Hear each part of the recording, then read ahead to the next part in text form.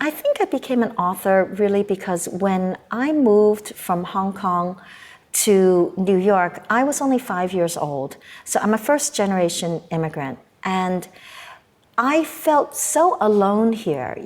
I think, as with many immigrants, your parents go from being parents to being people who are even more lost and confused than you are.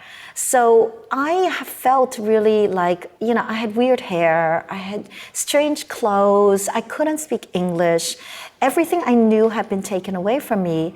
And as I slowly started learning English, the thing that, reached out to me the most really were books. I found answers and salvation and comfort and wisdom and guidance in books.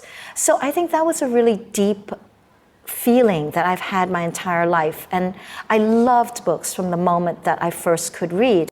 I loved to read, and I didn't have any books of my own because we couldn't afford any. So we did get books. I got books through the library because they had all these great programs, like you read so many books and you get one free.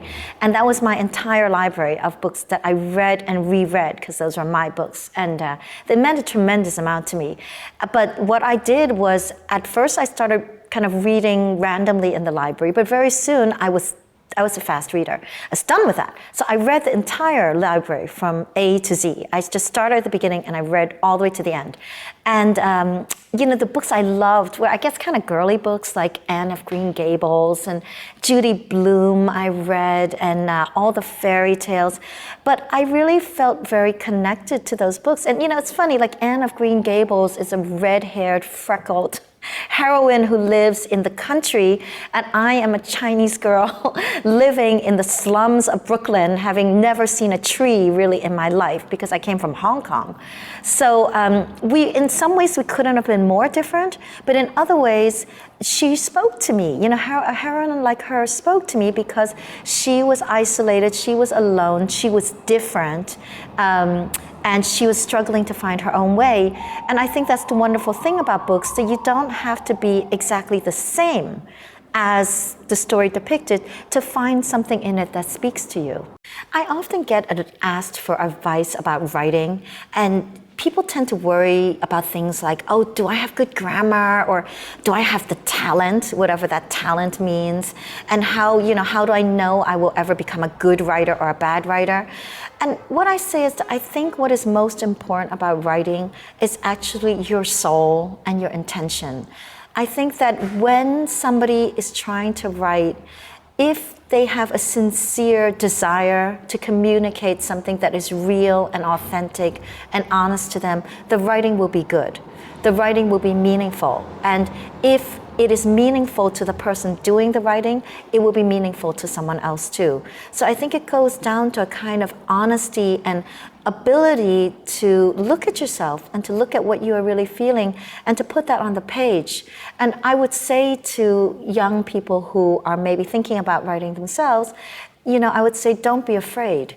And because it is frightening to put on the page things that you have maybe never told anyone. But putting it on the page doesn't mean you will ever tell anyone. That is a choice that you can make. You can put on the page, and putting it on the page will transform that experience for you. It will give it distance, it will give it depth, it will help you to put it into place in your own experience. And in the end, I think that's the most important thing. That image of my mother falling asleep next to an open oven, which was the only way we were able to heat that icy cold apartment in Brooklyn, that had always stayed with me. And I wanted to share that world. I wanted to tell people what it was like for us, what it was like to be in the sweatshop where we were situated next to the steamers, and those steamers went off, like bursting your eardrums every 5 minutes. And the worst thing was really the dust. I mean, anyone who's been in a clothing factory knows that the dust descends upon you, and you can wipe your hand across your arms after a couple of minutes and rolls of filth will come off. So, those kind of worlds, and also the exclusive world of a private school, those were worlds that I just kind of wanted to share with the reader. And so I knew I wanted to put that in my book.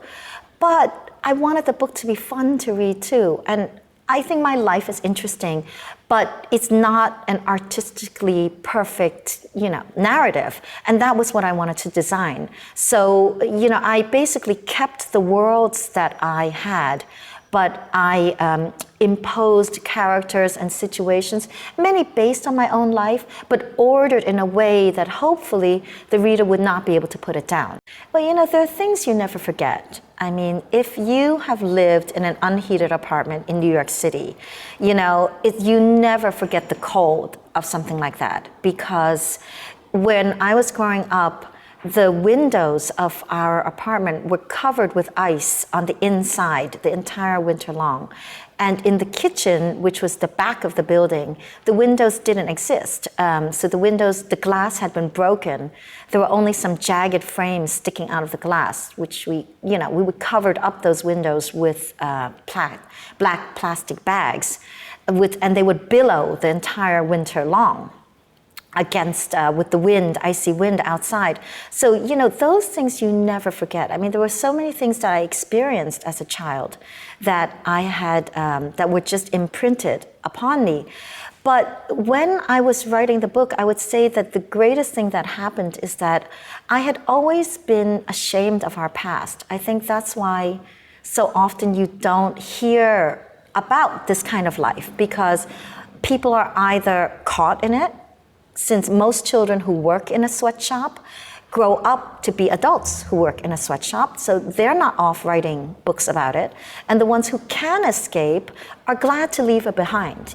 They're glad to move on and do something different. They usually don't grow up to become novelists. So I really thought when I was writing this book that this was something I wanted to bring forward and bring to the world. And that feeling of shame that I had became something more like pride, because when the book came out and started getting a lot of attention and people started saying, did this really happen? And that was a question that I never expected. I thought I'll write it as a novel. No one will ever ask me, did this actually happen? That was, of course, incredibly naive, because that is the first question that everyone asked me, and rightly so. So when I realized that that was actually an important part of the message of the book, that this can and does happen in America, is a hidden part of America that we don't hear that much about, but it does happen, then I felt glad to be able to be a part of that message.